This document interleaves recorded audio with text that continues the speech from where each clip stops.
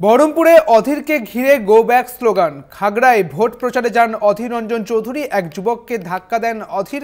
এরপরই পরিস্থিতি উত্তপ্ত হয়ে ওঠে। বিক্ষোভকারীদের সঙ্গে কংগ্রেস সমর্থকদের ধস্তাধস্তি হয়। ৩ জনকে আটক করেছে পুলিশ। ঘটনার তৃণমূলের দিকে আঙুল তুলেছে অধীর রঞ্জন চৌধুরী।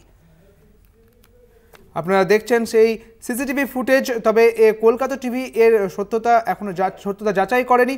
যুবকের ধাক্কা মারছে অধীর রঞ্জন চৌধুরী, সেই ছবি কিন্তু উঠে আসছে।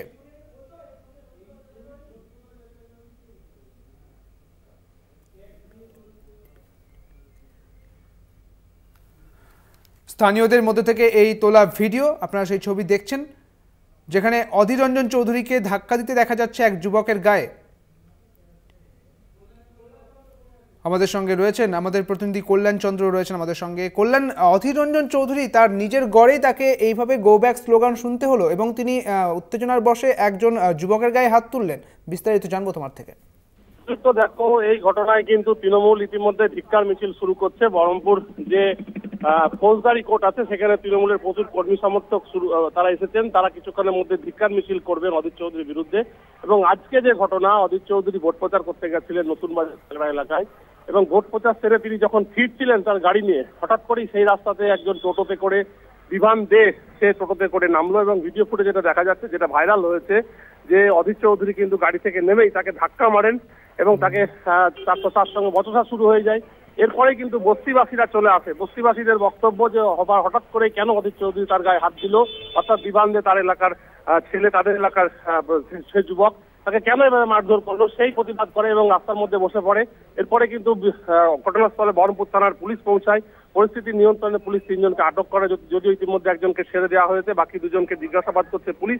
তবে এলাকাবাসীদের এবং 13 নম্বর ওয়ার্ডের বস্তিবাসীদের অভিযোগ, অধীর চৌধুরী কেন তাদের এই ছেলেটাকে ধাক্কা মারলো, তাদেরকে হেনস্থা করলো। যদিও অধীর চৌধুরীর বক্তব্য যে তিনি যখন প্রচারে গেছিলেন তখন তাকে গো ব্যাক স্লোগান দেওয়া হয়েছিল এবং অধীর চৌধুরী যেখানে যেখানে যাচ্ছেন, অর্থাৎ তিনি যেখানে যেখানে যাচ্ছেন সেখানে কিন্তু গো ব্যাক স্লোগান দিচ্ছে বহরমপুরে এবং তৃণমূল পরিকল্পিতভাবে ঘটনা ঘটাচ্ছে বলে তিনি তার প্রতিবাদ করেছেন। কিন্তু বিষয় যেটা হচ্ছে যে অধীর চৌধুরী কিন্তু যেভাবে ধাক্কা দিয়েছেন সেই ভিডিও ভাইরাল হয়ে যাওয়ার পরে অনেকটাই ব্যাকফুটে কংগ্রেস এবং তৃণমূলের বক্তব্য যে একজন 5 সাংসদ, তিনি তার এলাকার উন্নয়ন নিয়ে যাবেন, তিনি ভোট চাইতেই পারেন, ভোটে প্রচার করতেই পারেন, কিন্তু হঠাৎ করে একজন তৃণমূল কর্মীকে এভাবে কেন তিনি হেনস্থা করবেন, কেন তিনি গায়ে ধাক্কা দিয়ে ফেলে দেবেন, তার প্রতিবাদে তারা মিছিল করছেন এবং নির্বাচন কমিশনকেও জানাচ্ছেন। এবং অধীর চৌধুরীর দাবি, তিনি যেখানে এর আগেও পুরসভা ভোটে যেখানে গেছিলেন বিভিন্ন জায়গায় তাকে হেনস্থা, তাকে গো ব্যাক স্লোগান দেওয়া হয়েছিল।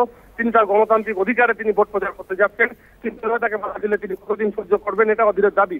উল্টো দিকে তৃণমূলের বক্তব্য যে অধীর চৌধুরী একজন এমপি হয়ে একজন যুবককে এবং বস্তিবাসীকে তাকে এবার ধাক্কা কোনোভাবে মারতে পারেন না, এই অন্যায় তারা মেনে নেবে না, যার ফলে তারা ধিক্কার মিছিল এবং পুরো বিষয়টা নির্বাচন কমিশনকে জানানো হয়েছে ইতিমধ্যেই বলে জানিয়েছে তৃণমূল।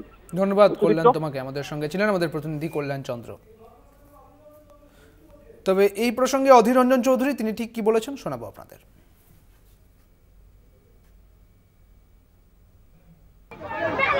বাড়ি ফিরে যাচ্ছি হঠাৎ করে গঙ্গার ধার থেকে, এই হঠাৎ করে চিৎকার গো ব্যাক গো ব্যাক, তার সঙ্গে কতগুলো গালাগালি।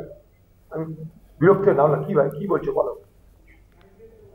নির্বাচন করা তোমাদের অধিকার আছে, আমাদের অধিকার কি পাগলামি হচ্ছে গেল, কি বলছো বলো, আপনি 5 বছর কিছু করেননি, তাহলে বস 5 বছর কি বলছে বুঝাচ্ছেন।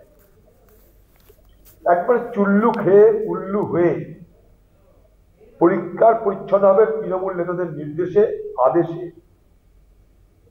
একটা বাধা দেওয়া এবং বাধা দেওয়ার মধ্যে দিয়ে বার্তা দেওয়া বহরমপুরবাসীকে যে আমরা মস্তানি যখন করছি প্রার্থীর বিরুদ্ধে তখন আপনাদের বিরুদ্ধে করবো, অতএব ভোট থেকে আপনারা বিরত থাকুন। 1, 2 নম্বর, কংগ্রেস করা চলবে না।